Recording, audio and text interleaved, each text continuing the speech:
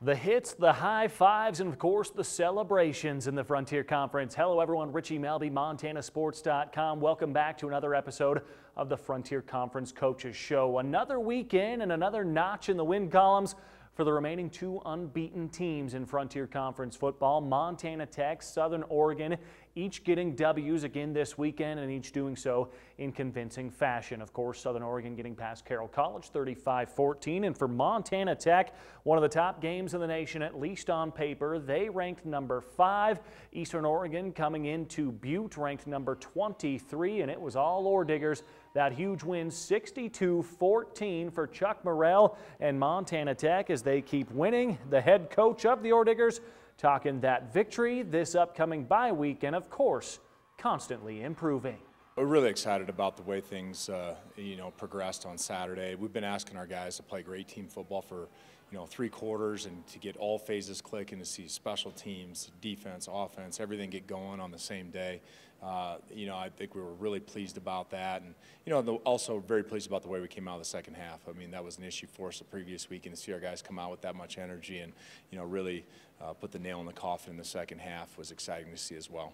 The cliche is we take it that one game at a time, but when everybody across the country is looking at this as a top 25 game, gets kids, I know a bunch of 19, 20, 21-year-old kids, a little bit extra fired up. Did you see something from them coming into this last Yeah, I saw a ton of energy out of our guys. Playing Eastern Oregon, historically for us, has been one of our most challenging games. I mean, in the past, we've struggled with them, and we've struggled with them here out of all places. And so, I think our guys were fired up. They knew, I think they're really hungry coming off the Rocky game where we need to step up and play good all-around team football and really start to finish, being able to go out and close every quarter, close every series, get points on the board, get stops, and then really pleased with the production out of our special teams as well. We said before, it starts with your offensive line, and then it goes into receivers doing some blocking and getting open, and Quinn gets a lot of the accolades. And once again, the National Player of the Week after the 5 touchdowns and all the passing yards and stuff like that. But just from the offensive performance to put him in that position again. Yeah, I mean, it's incredible. Obviously, he's making plays with his arm, making plays with his feet. But when we have the ability to spread the ball around to different receivers, it's hard for, opposing defenses to match up again. And then you throw in our running game and our rushing attack and what Jed's doing in our run game right now is special. So it just leaves Quinn with a lot of options on the field all the time. But then, obviously he's a special player, and when we're able to spread the ball around a ton, he does some amazing things. Hall of Fame ceremonies on Saturday at halftime, and there was a cool moment in the second half where one of those Hall of Famers watched his own record go down. Yeah, Davis Almanza, one of the best, arguably the best receiver to ever play in Tech history. He played in the mid to late 90s there, and on his weekend inducting him into the Hall of Fame, and he was the previous record holder for longest punt return for a touchdown. And right after halftime, right after they got done with the ceremony, to have Levi Line, who's dangerous. I mean, Levi's a very good punt returner for us and has been very explosive. And we just got him back last week off of injury, and for him to go out and set the record, 88 yards, and it's just one of those things that you couldn't write it any better. You wanted to chat about one of the defensive guys as well, and we can highlight any of your defensive players, it seems like, any week this season. But it seems like every week there's that one guy that's stepping up and having a special performance. Yeah, Connor Wines had an incredible performance. Outside linebacker, he's been a multi-year starter for us, and he's our leader on defense. And, I think he'd been a little off and on to start the season. And, we came in, we talked last week about him just doing his thing, going out and focusing. I think he was probably trying to do too much with the number of young guys that we had on the field. And, boy, he just got locked in. He was incredible getting after the quarterback, great pressure all day, 3-4 sacks on the game, and he's a veteran guy, and I'm really happy for him because nobody wants him more than him on defense, and to see him have that type of day was really special, and it means big things for us defensively. Big bye week across the league, only a pair of games, and only one of those a conference game. I was thinking on the drive down here, it's almost a bummer that some of you teams that are rolling right now have to take a week off. But what do you do this week? Do you dive into Montana Western now, or do you wait until later in the week to do so? Yeah, we'll certainly start getting ready for them. I think we're going to focus on, obviously, I think we compiled a list of issues that we've had this point in the season, and then things that we need to work on, get better on, and fix. And so we'll certainly have a point of emphasis on that. But we're also going to start working on Western. I mean, they're certainly always a quality ball club. It's a huge rival game for us, and so we need to start our preparation. But at the same time, I know our guys were hungry, come in team meetings on Monday and sit there in bye week, and a lot of guys are just ready to go. They want to go again, which makes you feel good as a coach. But it's an opportunity for us to get healthied up here a little bit. Obviously halfway through the season, guys are banged up, so a chance to breathe a little bit, and that's going to benefit us in the long run. Sun up to sundown, your Saturdays are all about Orr-Digger football. You don't have a game. What do you do with an off Saturday? The Bobcats are at home down the road in Bozeman. There's going to be a ton of football on TV. I'm going to steal some time with my kids. I got 2 daughters that are in 6th and 3rd grade, and they're used to, once the season kicks off, they're not going to see me for 6-7 months at a time. So steal some time with them and sit back and hang with them, and there's nothing better than that. Morrell and the Orr-Diggers off this week. They will be at Montana Western October 7th. Coming up next in sports, a disappointing trip to Oregon for Carroll College. Mike Van Diest breaking down Saturday's loss to top 25 Southern Oregon and how the Saints look to mend their season as they head into the bye week. But of course, remember that MontanaSports.com is your home for everything in the Frontier Conference. Just head over to the website, hover over that Frontier Conference tab near the top of the page, and then click on your favorite school for the latest updates, features, and highlights from football all the way to volleyball, golf, soccer, and everything in between. It's right there at MontanaSports.com.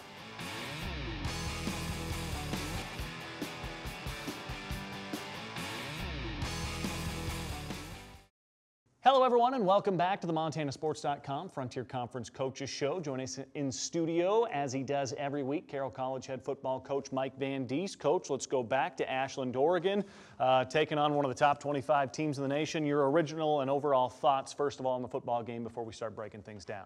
Well, it wasn't much fun for the first half. I mean, the first half seemed about as long as the bus ride out there was.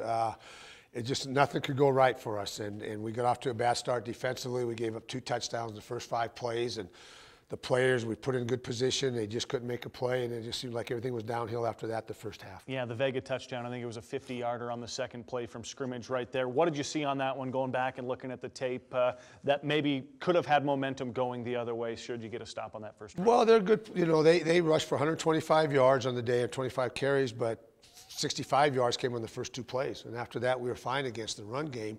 But our secondary made a check in terms of where our outside linebacker should be, and at first I didn't think it was that good, and then I watched the film and I talked to the players on the sideline, and it was the right check, and we just didn't make a play. The ball bounced out to where we wanted it, and the guy just let the ball run right by him, and players have to make plays, and it just was one of those things that didn't. Speed-wise, probably defensively, I think their linebackers might be as good as we've seen speed-wise.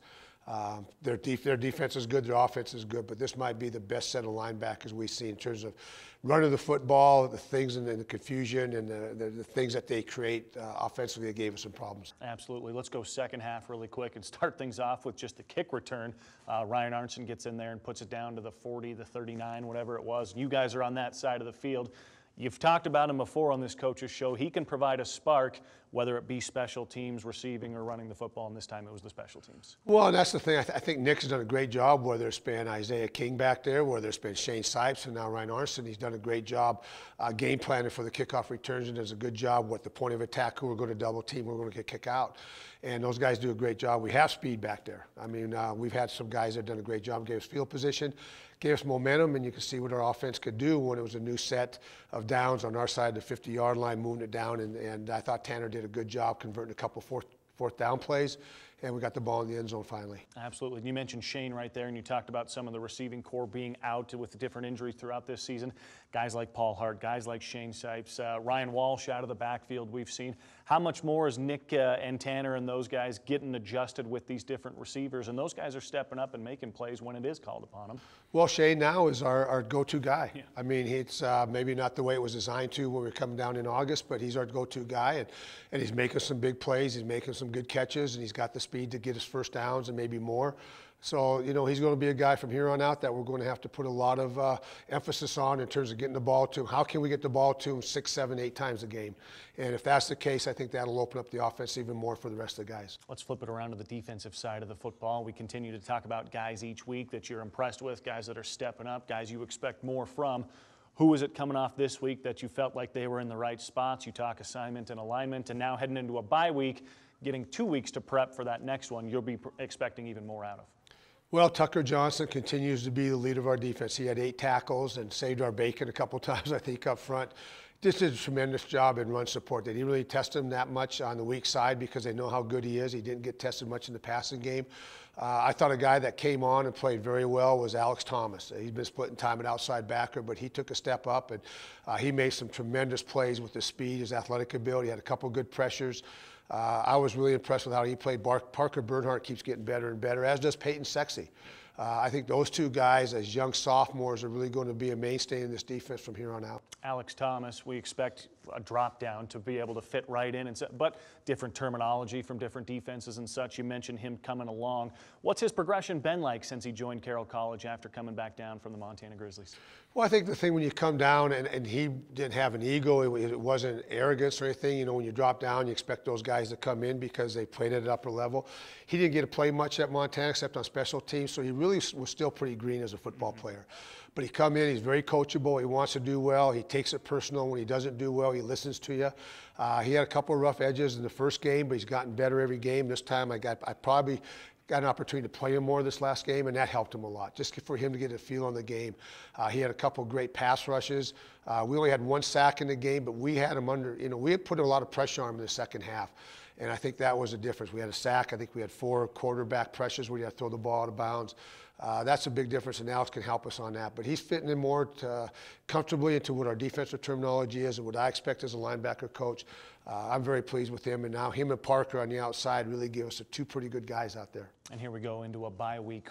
We don't know, I guess, what goes into the bye week as you have extra time to prep. What are you and the football team working on this week and then starting again next week for that game week atmosphere? There's things that we're going to do. I know Alex Castens and I on the defensive side of the ball, we're going to kind of look at our tendencies. We're going to put a couple clips together of what's hurt us up to the first 4 games, what's been our mainstay, what's been our staple of defense, and we'll go from there. And offense, I'm sure we'll do the same thing. We'll look at some different, maybe not so many changes, but what personnel do we need to play? Who's not in the game? Who's made plays? Defensively, I've gone over, okay, I've got a sheet that says, okay, this is our production points after 4 games. Who are the guys that are making plays? And offensively, I know Nick will look at that, and maybe, maybe there's somebody that we're overlooking at this point in time. But we'll practice hard Tuesday, Wednesday, and Thursday. There'll be meetings on Friday. They'll have Saturday off. We'll come back with a real, hopefully spirited and live practice again on Sunday. You talk about the points. Is there a certain way that you give those guys points based on their production value? I mean, it has to be more than just stats in your guys' eyes. Well, we look at, okay, who's making tackles, unassisted, assisted tackles, who's got the tackles behind the line of scrimmage, sacks, pressures, obviously PBUs, interceptions. Drew Melton, he's got another interception. He's got a couple more PBUs. He's playing, I think, lights out right now, as good as we've had at this juncture of a cornerback, and the guy that we need because of the wide receiver count in this league. But so we look at guys, okay, who are the guys, how many times they're on the field, and what's their production? If they're playing 40 or 50 snaps and they're getting 7, 8 tackles, that's great. If they're getting 1 or 2 tackles, then maybe they're playing too much, and we've got to substitute a little bit more and get some other guys on. And that's where, and Alex Thomas, and Chase Bowen, those guys that are getting some time at that position up front, David Peterson, Alex Hurlbut step up. Cole Greff is getting better every day at the nose guard. Secondary-wise, Isaiah King, having him back Saturday was a big boon for us too. Absolutely. You mentioned College of Idaho. That's a homecoming game, correct? Right. It's homecoming, and the 2017 national championship team will be inducted, so it'll be good to see the guys coming back in that team. It'll be fun to get them back on our campus. Absolutely. Chatted with a couple of those guys. You'll be able to see them on the sidelines in Nelson Stadium. And really quick, NFL, huge win for your Packers over the weekend. It did look good. It was 21-7. It's amazing. I mean, there's so many stats out there. Here's Rodgers, only a 2nd interception for a pick 6 in his career. And it was his first game he's ever won in overtime. Those are hard stats to believe, but never count the Packers out. Nope, absolutely not. Of course, Coach Van Die's cheering those guys all the way to a hopefully Super Bowl season. Coming up next in the MontanaSports.com Frontier Conference Coaches Show, Montana Western with a big win on the High Line. Coach Ryan Norris weighing in on his Bulldogs.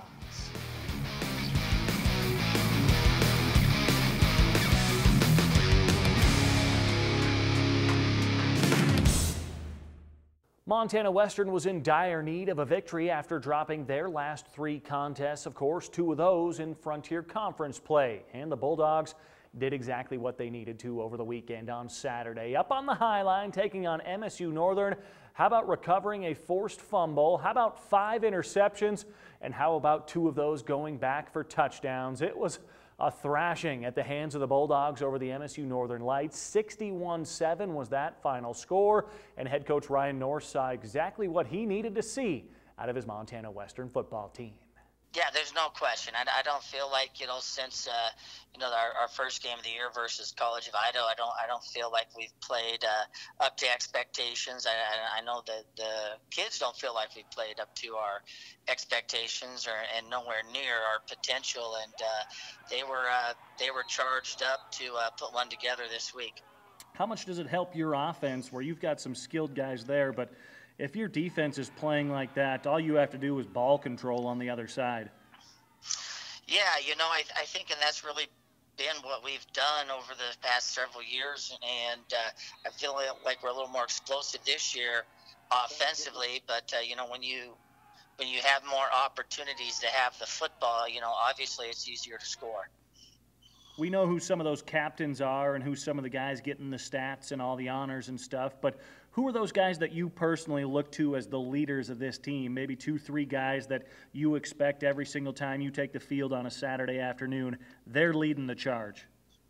Well, I think on defense, it's certainly Jason Ferris. Jason's all over the field, whether it's an inside back or an outside back or on a special team. Jason's quite an impact player for us, and he gets a lot of good statistics. However, I think his leadership and his play and what he brings to our defensive unit is absolutely critical. Our center, Donovan Huck, he is one of our captains, and Donovan really is the heart and soul of our group on offense. He's the hardest worker. He's always encouraging and pressing guys to work harder and demand more of themselves, and you can always count on Donovan at any point in the game to make the play that he needs to make, or to be bringing a guy up or challenging a guy to go harder.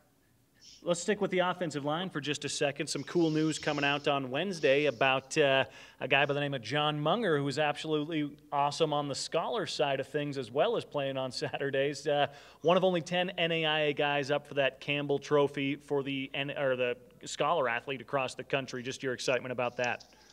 Oh, for sure. John has done such a great job and such a hard worker and a loyal Bulldog. He's great in the classroom. He's really come on these last 2 years as a guy who can really play at a high level on the offensive line and in just one of the best small college conferences in the country. So to have a guy even up for one of those honors is a pretty big deal. And then finally, it's a bye week across the Frontier Conference with the exception of a couple of games, only one of those a league game. What do you guys do with your bye week? Well, the one thing we try to do is one is to heal up a little bit physically, as well as relax a little bit mentally. Although we're still preparing for our next outing, we do it at a bit of a slower pace, and then focus on the improvements. You take and do what you do well, and you still accentuate the positive, but now you focus on those areas and those details that can maybe push you through the remainder of the season and help you pull out some wins in a really tough second half. And then finally, we can chat more about Western versus Tech next week, but first thing that comes to mind, what it takes to beat the Ore Diggers the way they're playing right now. Well, you've got to make stops, and Quinn is such a great football player and competitor. He can run, he can make things happen outside of the pocket when you force him out there, but then he's throwing the ball so well, and Tech's got a very explosive offensive unit this year, right? And I think you need to have a good eye on him, but you also got to understand too, when you're going to play somebody of such quality, that they're going to make some plays, so you can't allow yourself to get down on yourself. And I think that's what happens a lot of times with kids, when they get down on themselves, and then that's when the ball starts to roll downhill on you a little bit. So you got to stay consistent mentally, and take each play as it comes. And we're going to need to score on offense as well. And that's something we've been pretty proficient at the last 3 weeks, and hopefully we can keep that going. Western also off this week before they head into that October 7th showdown against Montana Tech. You can stay up to date on the Bulldogs, the Ore Diggers, every team in the league. Just download our MontanaSports.com app. Head on over to the App Store or Google Play. Search Montana Sports. That's one word, Montana Sports, for the latest scores, highlights, feature stories, and even this right here, Frontier Conference Coaches Show, delivered to your phone or tablet with the MontanaSports.com app. That'll do it for another episode of your MontanaSports.com Frontier Conference Coaches Show. Remember, just a pair of games this weekend. We'll have all the highlights, the feature stories. This, of course, can be found on the MontanaSports.com app. Download that to your phone and tablet, and we will once again see you on Saturday.